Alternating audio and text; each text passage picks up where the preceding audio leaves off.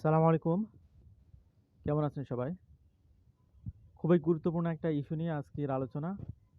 ৩ মাস পর পরে এই টপিকস নিয়ে আমাদের কথা বলার সুযোগ হয় বা আমরা আলোচনা করে থাকি আপনাদের সুবিধার্থে। কানাডাতে আনএমপ্লয়মেন্ট রুলস নামে একটা রুলস চালু হয়েছে। এই রুলসের অধীনে যে সমস্ত সেন্সাস মেট্রোপলিটন এরিয়াতে কানাডিয়ান সিটিজেন অথবা পার্মানেন্ট রেসিডেন্টদের বেকারত্বের হার ৬% এর অধিক, সেই সমস্ত এলাকাতে লো ওয়েজেস ক্যাটাগরির labour market impact assessment process বা ফরেন ওয়ার্কারদেরকে জব দেওয়ার প্রসেসিংটা কমপ্লিটলি বন্ধ করে দেয় কানাডা গভর্নমেন্ট।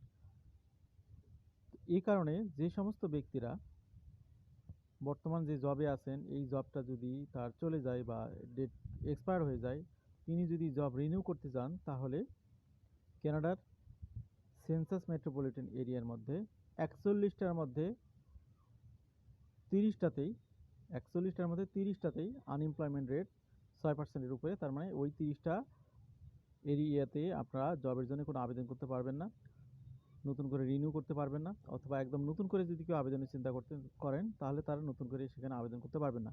তবে এক্সেপশনাল কয়েকটা ক্যাটাগরি আছে, সেগুলোতে এই আনএমপ্লয়মেন্ট রেটটা কার্যকরী না, সেটাও আমরা আলোচনার মাঝে আপনাদেরকে দেখাবো। তো কানাডা এবং কানাডার বাইরে পৃথিবীর যে প্রান্ত থেকে যারা শুনতেছেন, তথ্যগুলো খুবই খুবই গুরুত্বপূর্ণ আপনাদের জন্য। বিশেষ করে কানাডাতে ওয়ার্ক পারমিট ভিসা নিয়ে যারা আসার স্বপ্ন দেখছেন, ম্যাক্সিমাম ক্ষেত্রে আনএমপ্লয়মেন্ট রেট যেখানে ৬%-এর উপরে, এবং যারা এখানে লিগ্যাল ওয়েতে labour market impact assessment process করে আসতে চান, তাদেরকে কিন্তু এই তথ্য বা নিয়মগুলো মেনেই আপনাদেরকে আবেদনগুলো করতে হবে। তা না হলে বাই ডিফল্ট আপনার আবেদনটা এখানে রিফিউজ হয়ে যাবে, এটা কোনো কার্যকারিতায় আসবে না। এই জন্যে এই বিষয়গুলো খেয়াল রাখতে হবে। তো নিশ্চয়ই এখানে কানাডাতে যারা আছেন, যারা আজকে আলোচনাটি শুনতেছেন, তারা এখান থেকে বেনিফিটেড হবেন। আলোচনাটা শুনে বেনিফিটেড হবেন, কিন্তু কার্যকারিতার কারণে হয়তো অনেকেই ক্ষতিগ্রস্ত হতে পারেন, কারণ ৪১টার মধ্যে ৩০টাই বন্ধ হয়ে গেছে, মাত্র ১১টাতে সুযোগগুলো রয়েছে। New Canada unemployment rates for labour market impact assessment or LMIAs now effect for 2026। ৩ মাস পর পরে এই নিয়মটা চেঞ্জ হয়। ৩ মাস পর পর গভর্নমেন্ট সার্ভে করে দেখে যে কোন মেট্রোপলিটন এরিয়াগুলোতে আনএমপ্লয়মেন্ট রেট 6%-এর নিচে এবং কোনগুলোতে 6%-এর উপরে। যেগুলোতে 6%-এর নিচে সেগুলোতে তারা ফরেন ওয়ার্কারদেরকে এখানে জবের সুযোগ দেয়। যেগুলোতে আনএমপ্লয়মেন্ট 6%-এর উপরে সেগুলোতে ফরেন ওয়ার্কারদের লো এজেস ক্যাটাগরিতে জবের সুযোগগুলো কমপ্লিটলি শাটডাউন করে রাখে, এক্সেপশনাল সেক্টর ছাড়া।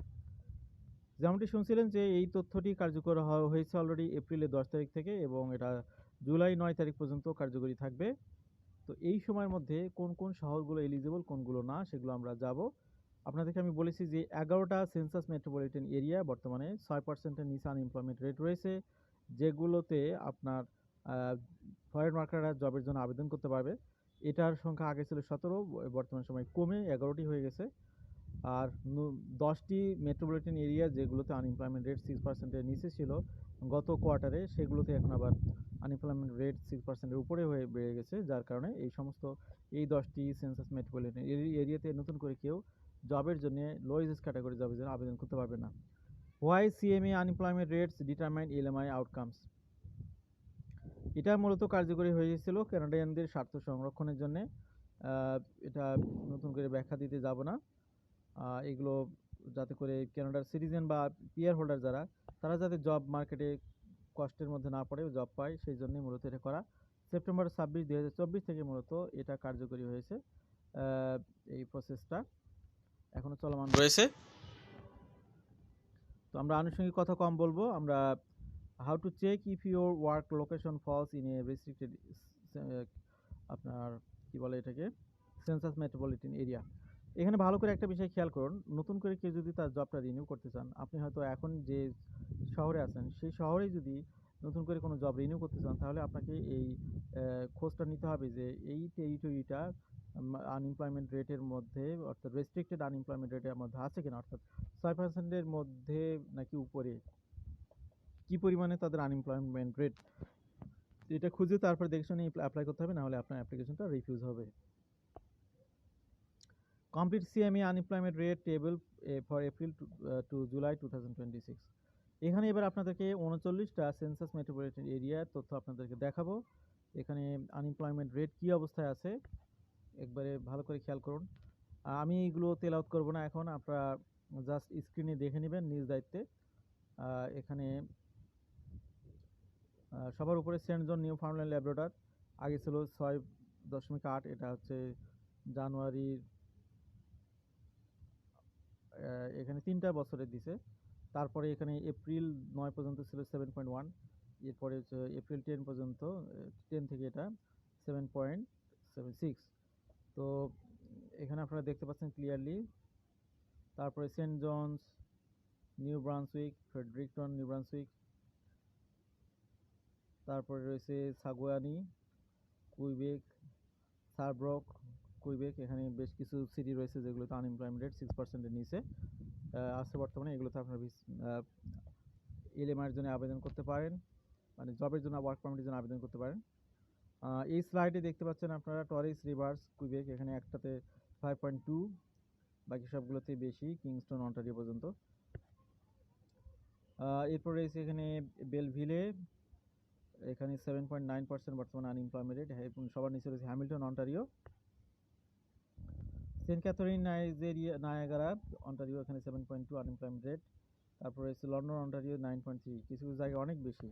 এগুলোতে আপাতত জবের প্রত্যাশা করা যাবে না। উইন্ডসর, অন্টারিওতে 8.8, এরপর রিজাইনা, সাসকাচুয়ানে 6.4, তারপরে হচ্ছে গিয়ে সাসকাচুয়ানে কম 5.5, ক্যালোনা, ব্রিটিশ কলাম্বিয়াতে 8.9। আমি উপরে আর নিচে যেগুলো সেগুলো শুধু পরে দেখাচ্ছি আপনাদেরকে। Kamloops, British Columbia 5.2, Vancouver, British Columbia 6.5। এটা হলো লাস্ট যেটা আপডেট সেটা পড়লাম। এরপরে সবার শেষে রয়েছে ভিক্টোরিয়া, ব্রিটিশ কলাম্বিয়া 4.9, তারপরে ন্যানাইমো, ব্রিটিশ কলাম্বিয়া 7.2। তো যেগুলোতে বর্তমানে আপনার আনএমপ্লয়মেন্ট রেট 6%-এর নিচে, সেগুলোতে কেবল ইন্টারন্যাশনাল বা ফরেন ওয়ার্কাররা আবেদন করতে পারবে জবের জন্য লো এজেস ক্যাটাগরিতে, অন্যরা পারবেন না। Only 11 Canada metropolitan area now eligible for low wage LMIA. তো একই কথা বারবার শুনতেছেন, তারপর আপনাদের মস্তিষ্কে যদি ঢোকে, 10টি মেট্রোপলিটন এরিয়া যেগুলো নতুন করে রেস্ট্রিকশন পেয়েছে, যেগুলো আগে আনএমপ্লয়মেন্ট মানে জাস্ট আপনার এপ্রিলের 9 তারিখ পর্যন্ত যেগুলো ইলিজিবল ছিল সেগুলো এখন ইনএলিজিবল হয়ে গেছে। এর মধ্যে রয়েছে হেলিফ্যাক্স, নোভা স্কোশিয়াতে, এখানে 6.1% বর্তমানে, আগে ছিল কত, আগে দেখুন 5.2 ছিল আগের কোয়ার্টারে। তারপরে হচ্ছে মংটন, নিউ ব্রান্সউইক, এখানে এখন 7.4, আগে ছিল 5.5। সেন্ট জন, নিউ ব্রান্সউইক, এখন হচ্ছে 6%, আগে ছিল 5.8। ফ্রেডরিকটন, নিউ ব্রান্সউইক, এখন হচ্ছে 6.5, আগে ছিল 5.2। তারপরে ডারমনভিলে, কুইবেক, এখন 7.3, আগে ছিল 5.6। মন্ট্রিয়াল, কুইবেক, এখন 6.8%, আগে ছিল 5.5। কিংস্টন, অন্টারিও, এখন 6.2%, আগে ছিল 5.6। পিটারবরো, অন্টারিও 6.3, আগে ছিল 5.3। এরপরে হচ্ছে উইনিপেগ, ম্যানিটোবা, এখন 6, আগে ছিল 5.7। ভ্যাঙ্কুভার, ব্রিটিশ কলাম্বিয়া 6.5, আগে ছিল 5.9।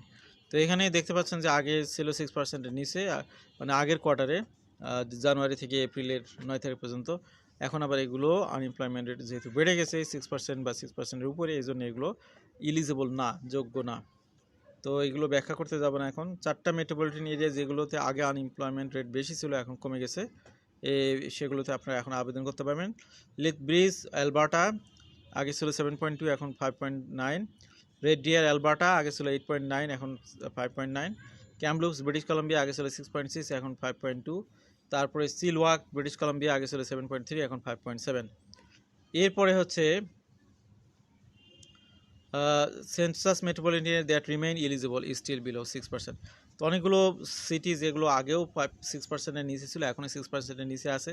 আপনারা যদি আমার আলোচনা শুনে থাকেন মনোযোগ দিয়ে, আপনারা যদি এলএমআই এর প্রসেসিং করতে চান, তাহলে এই যে এখন যে সিটিগুলো পাবেন সেগুলোতে আপনি চেষ্টা করেন, কারণ এগুলো চিরায়তভাবে আনএমপ্লয়মেন্ট রেট কম, এখানে লিগালি ফরেন ওয়ার্কাররা কাজ করতে পারবে। এর মধ্যে রয়েছে প্রথমে সাগনি, কুইবেক, আগে ছিল 4.3, এখন 3.9। তারপর কুইবেক সিটিতে আগে ছিল 2.9, এখন 3.3। এরপর রয়েছে সারব্রক, কুইবেক 4.8, আগে ছিল, এখন 5.2। তারপর স্টোরিস রিভার, কুইবেক 3.9, এখন 5.2। থান্ডার বে, অন্টারিও, আগে ছিল 4.2, এখন 5.9। সাসকাচুয়ান, আগে ছিল 5.8, এখন 5.5। ভিক্টোরিয়া, ব্রিটিশ কলাম্বিয়া, আগে ছিল 3.7, এখন 4.9। এগুলোতে আপনারা অনায়াসে এলএমআই এর জন্য আবেদন করতে পারবেন ঝক্কি ঝামেলা ছাড়া, যদি আপনি এলিজিবল হন তাহলে। Sector exemption that still allow LMI processing. আপনার বেশ কিছু সেক্টর রয়েছে যেগুলোতে আনএমপ্লয়মেন্ট রেট 6%-এর উপরে হলেও সেগুলোতে বিশেষ সেক্টরে লোকদের এলিমেন্ট প্রসেস করতে গভর্নমেন্ট বাধ্য। সেই এক্সেপশনাল কেসগুলো আমরা দেখব। শুরুতে রয়েছে construction position classified under NAICS 23 আর এক্সাম্পড ফ্রম দি রেস্ট্রিকশন।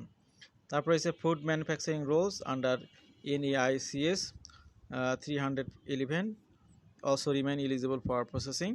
তারপর রয়েছে hospital positions under NAICS 622 and nursing and residential care facility position under NAICS 623 are exempt. এগুলো হচ্ছে তারপরে hospital position under NAICS 623 and nursing and residential care facility position under NAICS 623 are exempt. তারপরে রয়েছে specific in-home caregiver position under NOC 31301, 32101, 44100 and 44101 continue to be processed. এই হলো অবস্থা। তো এখন কেউ যদি মানে লো ওয়েজেস ক্যাটাগরির জব এই আনএমপ্লয়মেন্ট রেস্ট্রিক্টেড এরিয়াগুলোতে খুঁজতে চান তাহলে তো সেটা হবে না, কিন্তু আপনার স্যালারিটা যদি এমপ্লয়ার বাড়িয়ে দেয় তাহলে আপনি মিডিয়ান ওয়েজেস স্যালারি হলে তার বেশি হলে তাহলে আপনাকে 6% রুলস আপনার জন্য কার্যকরী না। এইভাবে আপনারা এটা করে নিতে পারেন যদি এমপ্লয়ারদেরকে ম্যানেজ করতে পারেন। এই হলো অবস্থা। এটা একটা ফাঁক ফোকর দেওয়ার একটা বিষয় হতে পারে যে এমপ্লয়ার যদি মনে করে আপনাকে নেওয়াটা খুবই জরুরি, বেশি বেতন দিয়ে হলেও আপনাকে রাখলে তার উপকার, তাহলে এভাবে আপনাকে স্যালারি বাড়িয়ে আপনার জবটা রিনিউ করতে পারে। তো আশা করি আজকের তথ্যগুলো অনেকের জন্যই কাজে আসবে, বিশেষ করে যারা কানাডাতে আছেন, যাদের জব রিনিউ করতে হবে বা নতুন করে যারা জব খুঁজবেন এবং পৃথিবীর বিভিন্ন প্রান্ত থেকে যারা কানাডাতে আসতে চাচ্ছেন সবার জন্যই তথ্যগুলো কার্যকরী, খুবই দরকারি বিষয়। ভালো থাকবেন সবাই, আল্লাহ হাফেজ, সালামু আলাইকুম।